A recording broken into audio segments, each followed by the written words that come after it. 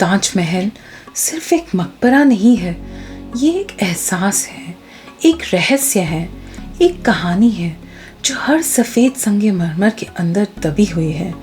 आज मैं आपको ले चलती हूँ एक ऐसे सफ़र पर जहाँ प्रेम है, विश्वासघात है, राजनीति है और एक अनजाना सच जो शायद आपने कभी सोचा भी नहीं होगा।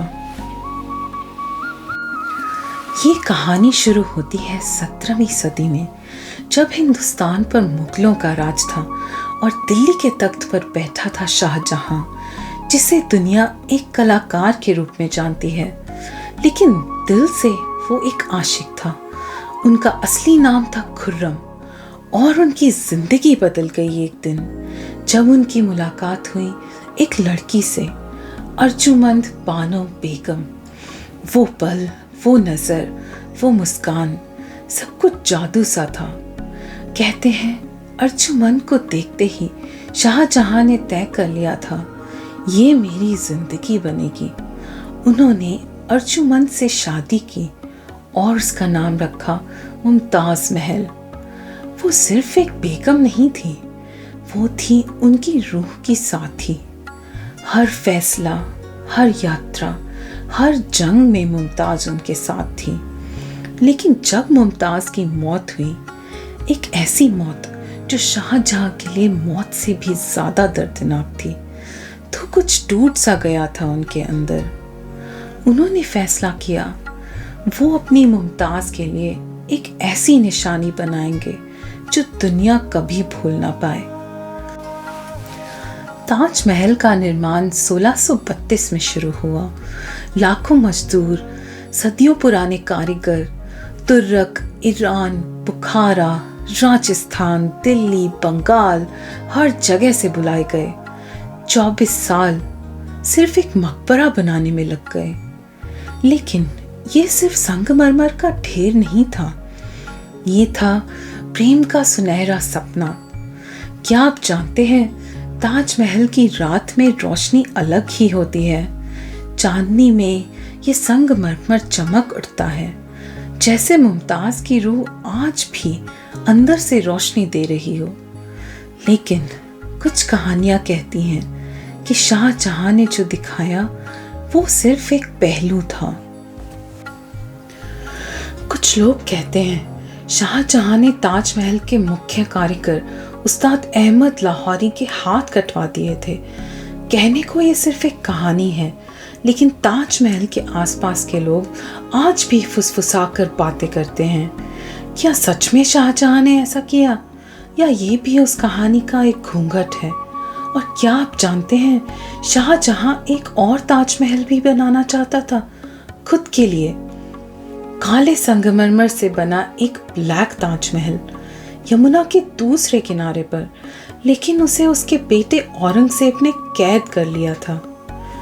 एक बाप जो अपनी पत्नी के प्यार में जी रहा था, कैद था अपने ही बेटे के हाथों और ताज को सिर्फ एक झरोखे से देखता था, आखिरी सांस तक। पर यह कहानी यहीं खत्म नहीं होती। ताजमहल के नीचे क्या है? क्या सिर्फ एक मकबरा? कुछ इतिहासकार मानते हैं नीचे कुछ बंद कमरे हैं जो कभी खोले नहीं गए। क्या मुमताज का असली मकबरा वही है? क्या ताज के नीचे कोई छुपी हुई सुरंग है जो दिल्ली तक जाती है, या कुछ और, कुछ ऐसा जो हमें कभी बताया ही नहीं गया? और सबसे बड़ी बात, क्या शाहजहां ने ताजमहल सिर्फ मुमताज के लिए बनाया था, या इसके पीछे कोई और राज भी है? लोग कहते हैं ताजमहल एक श्राप लेकर आया जिसने मुगल साम्राज्य के पतन की नींव रख दी। लेकिन कैसे एक प्रेम की निशानी एक साम्राज्य के अंत का कारण बन सकती है? मुमताज की मृत्यु के बाद शाहजहां बदल गए। उन्होंने राजनीति से, युद्ध से, दुनिया से मुंह मोड़ लिया। जो सम्राट कभी फतेह करता था वो अब गम में डूब गया।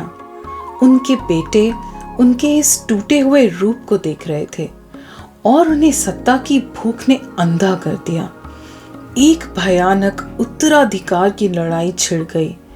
भाई ने भाई का खून किया, पूरा हिंदुस्तान लाल हो गया। आखिरकार औरंगजेब विजयी रहा और शाहजहां, वो महान बादशाह, अपने ही बेटे द्वारा कैद कर लिया गया। प्रेम का बंदी, अपनी ही तकदीर का कैदी।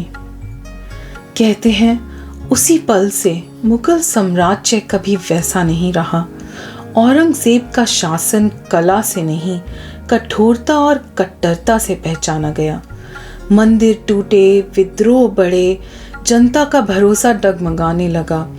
मुगलों का स्वर्ण युग यमुना के चांदनी पानी की तरह धीरे धीरे मिटने लगा। जिस प्रेम ने ताज को जन्म दिया, उसी प्रेम ने एक ऐसी कहानी को जन्म दिया जो एक साम्राज्य के अंत तक पहुंच गई।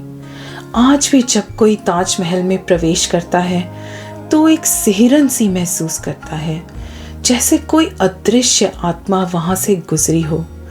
शायद मुमताज अभी भी वहीं है, अपने शाहजहां की राह देखती हुई, या शायद ताज आज भी फुसफुसाता है उस प्रेम की, उस धोखे की और उस श्राप की कहानी जिसने इतिहास को हमेशा के लिए बदल दिया। ताजमहल एक प्रेम कहानी, एक सफेद रहस्य, एक अनकही दास्तां जो शायद कभी पूरी तरह समझी नहीं जा सकती।